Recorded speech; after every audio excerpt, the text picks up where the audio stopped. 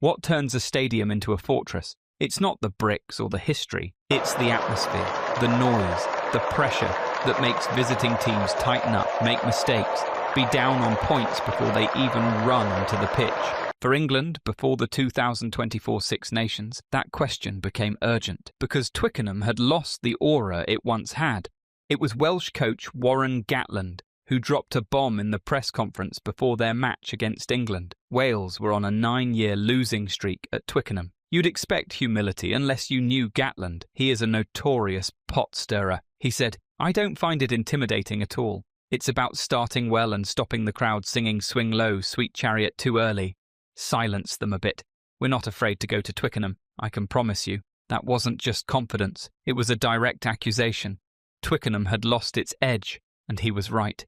England had just appointed a new captain, Jamie George, replacing Owen Farrell in January 2024. Getting the captaincy is the ultimate honour for a player, but George had problems. England had a 50% losing record at home. They'd been beaten by Fiji, demolished by France in a record defeat. Fans on forums described the atmosphere as fragile, electric 1 minute dead silent after a knock-on. Visiting teams weren't intimidated anymore. George and head coach Steve Borthwick decided drastic changes were needed, so the players and the RFU kicked off Operation Reconnect. Yes, that's reconnect with the fans. This plan tackled the whole experience. Players took a longer walk from the team bus through the West car park to the dressing rooms. That was Jamie George's suggestion, to get more interaction with the crowd. The RFU told stewards to narrow the walkway, forcing an even closer connection. Players were close enough for high fives. There was more pyro, more special effects before the kickoff.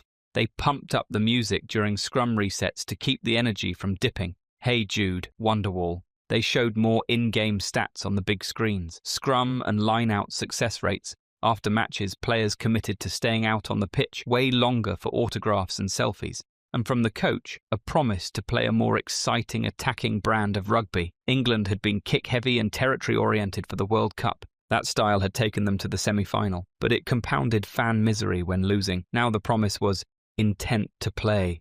So, let's get back to the Wales match. After all those changes, did they work? The anthems were loud. Real. England couldn't convert pressure into points in the first half. The crowd just faded. Then 2 quick Welsh tries brought silence. England went to the dressing rooms trailing 5-14 and you could hear a pin drop. But in the second half, England clawed their way back. A try midway through brought it to 13-14. 1 point in it. The stadium started to stir. Then the 71st minute, a penalty. England went in front 16-14. The last 9 minutes were desperate. Wales threw everything at them, but England's defence stood firm. The crowd roared like the old days, backing their team to hold out. Final whistle. England win by 2 points, and Twickenham was rocking, which just goes to show that the atmosphere was still completely tied to the drama on the pitch. For all the pyro, the music, the walk-ins, the fortress had evaporated at half-time. The one thing that really truly fired up that crowd was getting back into the game and ultimately winning it. So, here's the big question. What's the real secret to building a fortress? Is it all the off-field stuff, or something way more fundamental? The verdict is clear. The fans enjoyed the pre-game spectacle,